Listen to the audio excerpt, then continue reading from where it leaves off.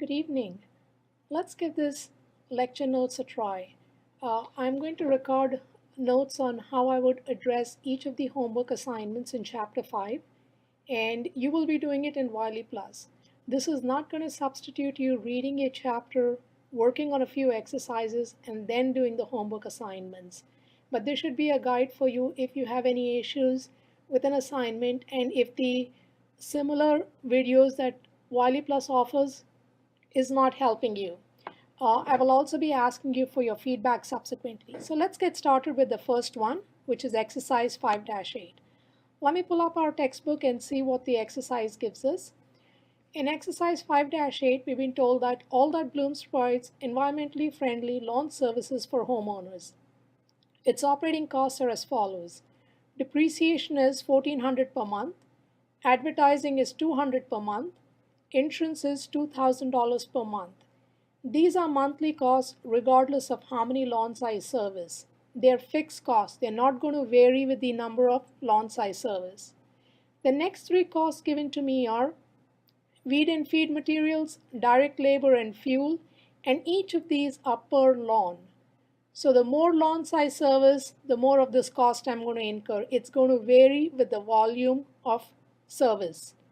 I've also been told that we charge $60 per lawn for the average single-family lawn. We've been asked to calculate the break-even point in number of lawns serviced per month and in dollars. Once again, I'm going to set this up in Excel and show you how to do. So the information that was given to me, I'm going to sort them out by fixed and variable. So the first piece of information over here was I had three fixed costs, depreciation and advertising and insurance. When I add up these three numbers, I get the total fixed cost of $3,600 per month. I also had three variable costs. I list those costs, and when I add those three numbers up, I get the total variable cost per month. So these are the two key numbers I'm going to be working with. Now, I also have to find out, I have to calculate one more number, and I'll show you what that is. We're being told that on an average, we charge $60 to service a lawn. That's the service price per lawn. We will subtract the variable cost per lawn, which we just calculated to be $24.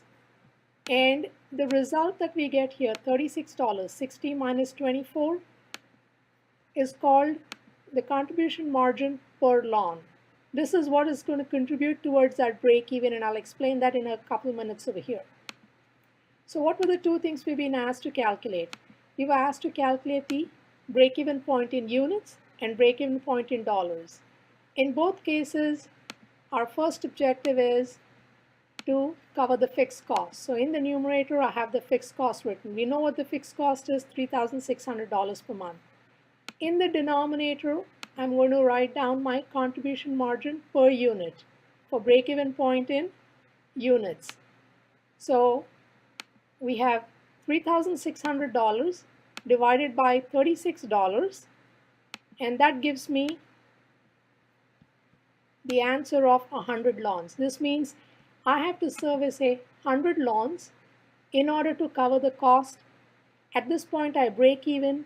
I don't make a profit, nor do I lose any money. And I'll go over that in a second. The next is break-even point in dollars. Telling me 100 lawns is good, but I need to know what that dollar amount is. So the break-even point over here, what I'm going to do is I'm going to do fixed cost divided by contribution margin ratio. Contribution margin ratio is we express all these numbers as percentages, sales always being the 100%. So 36 divided by 60 is 60%, and that's what I will use over here in this formula. So contribution margin ratio is 60%. Okay, so 3,600 divided by 60% gives me $6,000. There's another way in which I can arrive the $6,000 without going to this formula. I know I have to service 100 lawns. I know I'm charging $6,000. So another way in which I could have done the same calculation to arrive at the same answer is $60 times 100 lawns gives me $6,000. So The $6,000, when I subtract the 3,600, I'll be left with 2,400. That 2,400 is 24 times 100. That'll be the variable cost. That'll leave me with a profit of 0. That is, I break even. I don't lose money. I don't make money. This is what's called the break-even analysis. So I hope this has helped in setting the foundation of what we're doing over here. And in a few minutes, I'll start recording a few more lectures.